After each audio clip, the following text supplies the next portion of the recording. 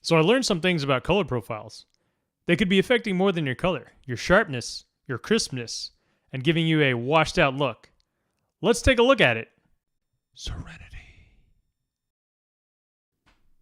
So I was doing some research and looking at my videos and wondering, okay, I want to have a cool color style eventually, but how do these default color profiles affect my video?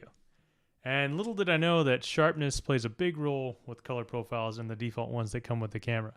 I was assuming that for film, you want to shoot in neutral, and I think it's still what you want to do, but for videos like this, neutral just didn't feel right. I also tried to film my notepad and look at some of the details there, and it just was really blurry, and I didn't understand why. I had no idea that the color profile was affecting the sharpness. I mean, maybe it's common sense to some people, but it's not something I thought of. I thought it would just be like, oh, yeah, my blues and my greens would be different, but it wasn't that at all. So whenever you're shooting stills, if you shoot something in RAW, you can do post-processing and clean things up. Same thing with video, but I think it's a lot harder. I haven't done a whole lot of editing, but I really don't want to right now. I am pretty amateur and I'm still learning, so that's a pretty big mountain to climb. I'd prefer right now to be able to record my videos and get a look as close to what I want for my final product as I can.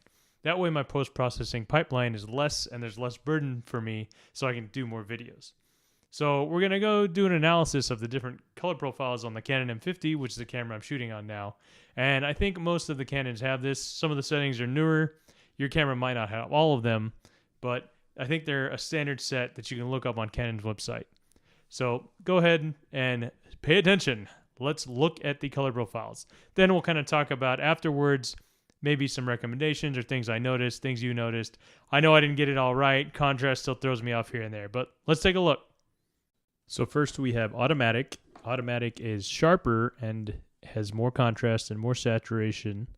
It is a sharpness of 4.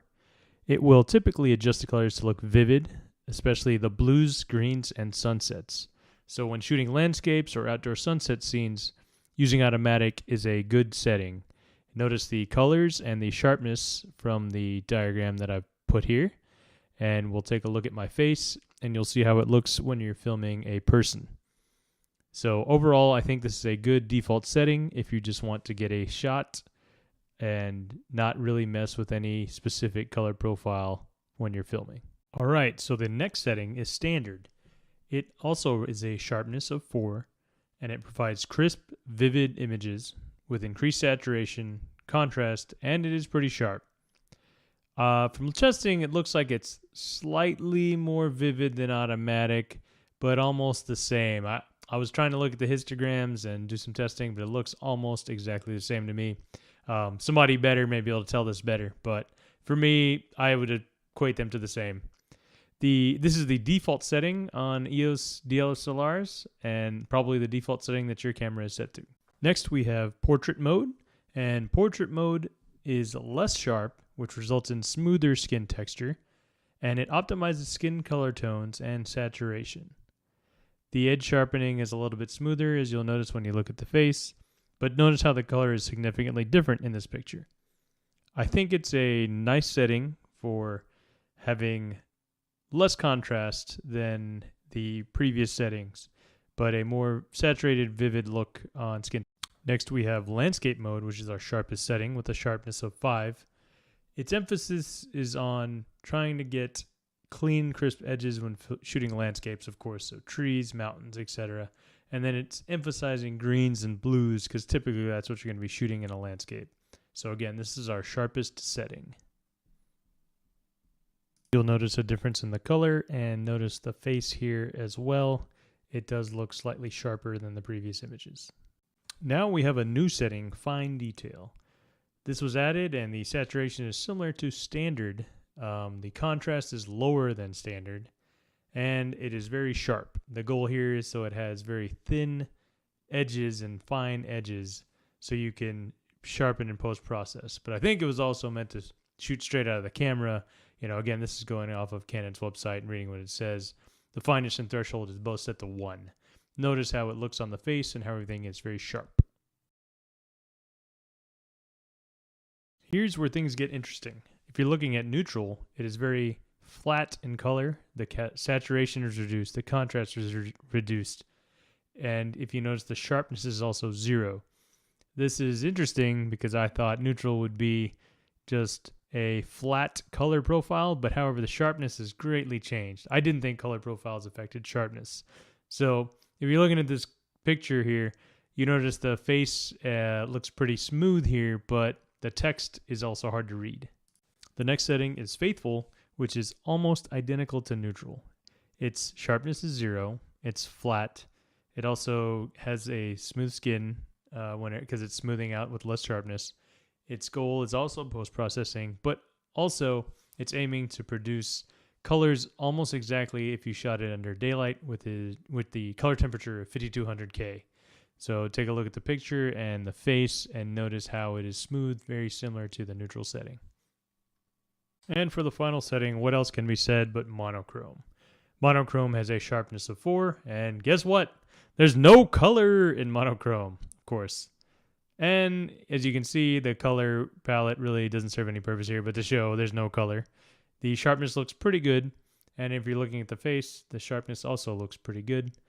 I don't think there's any tweaks to contrast or saturation. Saturation, probably not, but contrast looks to be a, I guess, standard level. So to finish up, what do we learn? Well, we learned that sharpness can be affected by color profiles in many more ways than I thought originally. The flat or neutral profile, which was probably meant for post-process image editing, is also messing with our normal filming here. And depending on what you're shooting, you might want a sharper image, and so you don't want to use flat or neutral. Or you make a custom color profile to get a flat or neutral.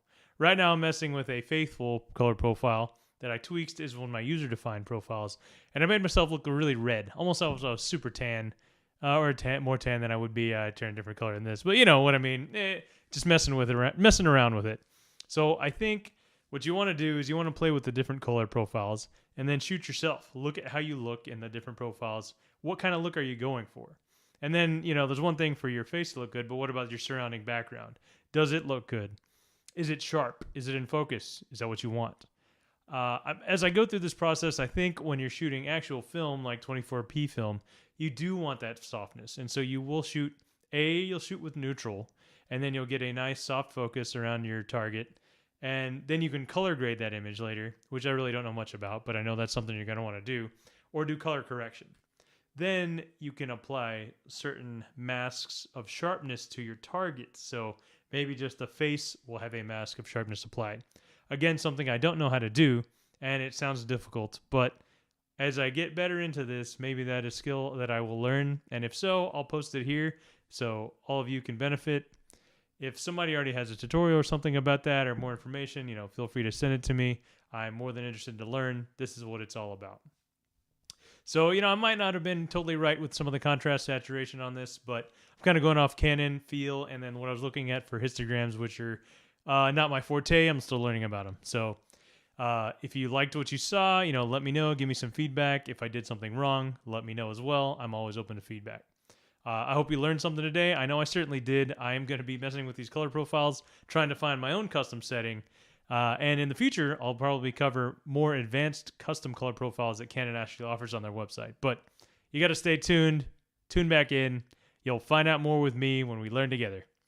All right. See ya.